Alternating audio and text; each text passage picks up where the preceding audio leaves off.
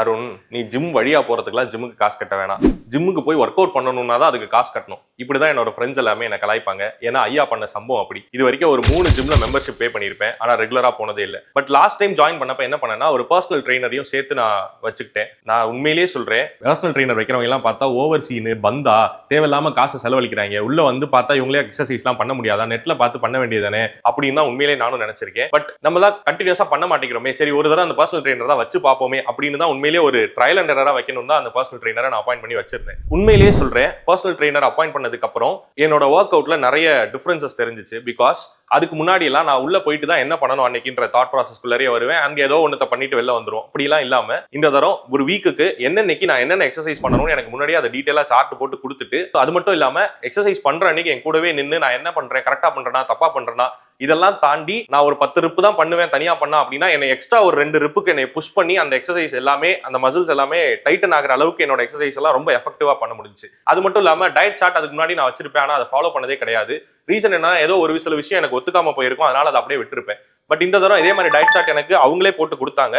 நான் இல்ல இதெல்லாம் எனக்கு ஒத்துக்கலன்னு சொல்றப்ப அதுல சின்ன சின்ன ஆல்ட்ரேஷன்ஸ்லாம் எனக்கு பண்ணி கொடுத்து எனக்கு ஏத்த மாதிரி அதை கஸ்டமைஸ் பண்ணி கொடுக்கப்ப எனக்கு அதை ஈஸியா ஃபாலோ பண்ண முடிஞ்சு. ஸோ ஹார்ட்லி ஒரு 45 days நான் கண்டினியூஸா லைக் ஜிம்மையும் ஸ்கிப் பண்ணல, என்னோட டயட்டையும் நான் ஃபாலோ பண்ணாதனாலே கிடையாது, எல்லா நாளும் அதை ஃபாலோ பண்ணேன். வித்தின் 45 days நான் கிட்டத்தட்ட ஒரு 6 kgs லூஸ் பண்ணேன். எனக்கே பயங்கர ஆச்சரியமா இருந்துச்சு. நானா இதை கன்சிக்யூட்டிவா பண்ணிட்டேன்னா என்னால பண்ண முடியுமா அப்படிங்கிற மாதிரி ஒரு செம்ம ஃபீல் கொடுத்துச்சு. இது அப்புறம் தான் நான் இதை பத்தி தேடினப்போ லைக் எதனால அது நானா பண்றப்போ அப்போ நான் தான் நினைச்சேன் போகணும் ஜிம்முக்கு போகணும், நான் வந்து வெயிட் லாஸ் பண்ணணும்னு.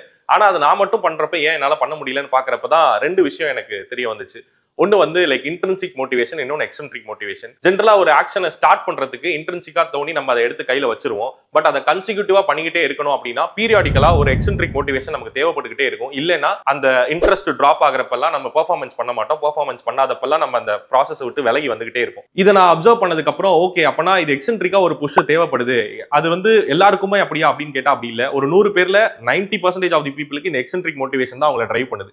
இப்ப நான் சொல்றப்பவே பல விஷயங்கள்ல நீங்க உங்களை எந்தெந்த இடத்துல எல்லாம் இப்படி எக்ஸென்ட்ரிக்கா புஷ் கிடைச்சப்ப நான் பெர்ஃபார்ம் பண்ணேன், எங்கெல்லாம் அது இல்லாதப்ப நான் டவுனா ஃபீல் பண்ணேன்றதை உங்களால கார்லேட் பண்ணிக்க முடியும் நான் நம்புறேன். எக்ஸாக்டா இதே மாதிரி ஒரு செனாரியோ தான் ஒரு காம்படிட்டிவ் எக்ஸாமுக்கு ப்ரிப்பேர் பண்ற ஆஸ்பிரண்ட்டுக்கும். நம்ம ஸ்டார்ட் பண்றப்போ ஓகே நம்ம பண்ணிடலாம் அப்படிங்கிற மாதிரி தான் மொமெண்டம்ல இருக்கும். பட் நிறைய விஷயங்கள் இதுல ஹிடனா இருக்கும். நிறைய விஷயங்கள் நம்ம புதுசா அப்பதான் தெரிஞ்சுக்க வர வேண்டிய செனாரியோ அமையும்.